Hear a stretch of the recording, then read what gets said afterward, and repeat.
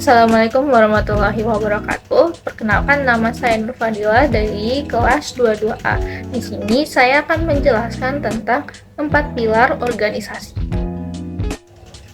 Menurut Stoner, Freeman, dan Gilbert menyatakan bahwa terdapat 4 pilar yang menjadi dasar untuk melakukan proses pengorganisasian. 4 pilar tersebut ialah sebagai berikut. Yang pertama, pembagian kerja atau division of work. Dalam perencanaan, berbagai kegiatan atau pekerjaan untuk mencapai tujuan tentunya telah ditentukan. Seluruh kegiatan dan pekerjaan yang telah ditentukan tersebut perlu disederhanakan guna mempermudah bagaimana pengimplementasikannya.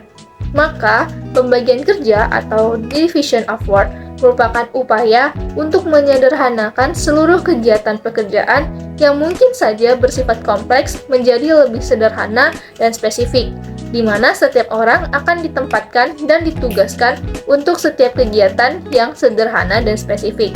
Contohnya saja dalam bisnis restoran, pembagian kerja dapat berupa untuk bagian dapur, pelayanan pelanggan di meja makan, kasir, dan sebagainya. Seluruh pekerjaan tersebut dapat diturunkan atau dibagi berdasarkan kriteria tertentu yang lebih spesifik. Yang kedua, pengelompokan pekerjaan atau departmentalization.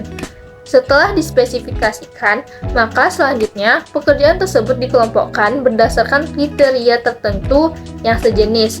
Contohnya, untuk bisnis restoran, pencatatan menu, pemberitahuan menu kepada menu dapur, hingga penerimaan makanan dari dapur kepada pelanggan di meja makan bisa dikelompokkan menjadi satu departemen. Proses pengelompokan dan penamaan bagian atau kelompok pekerjaan menurut kriteria disebut dengan departmentalization.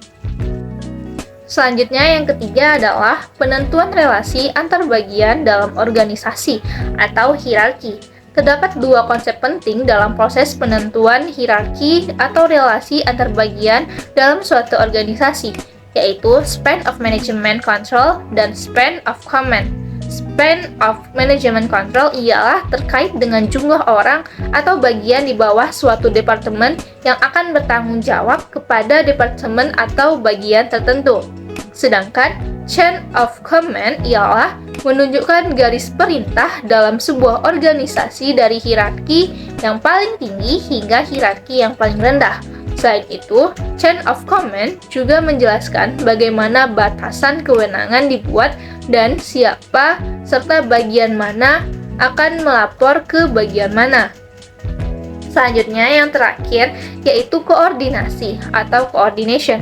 Menurut Stoner, Freeman, dan Gilbert, koordinasi merupakan proses dalam mengintegrasikan seluruh aktivitas dari berbagai departemen atau bagian dalam organisasi agar tujuan organisasi bisa tercapai secara efektif.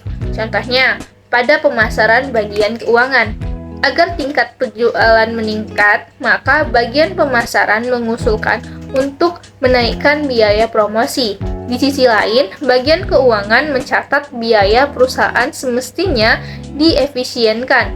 Jika bagian pemasaran dan keuangan tidak berkoordinasi, maka akan terjadi konflik kepentingan antar perusahaan. Dan jika kepentingan kedua bagian tersebut tidak sejalan, maka kepentingan organisasi juga tidak akan berjalan dan pada akhirnya tujuan organisasi juga tidak akan tercapai secara efektif.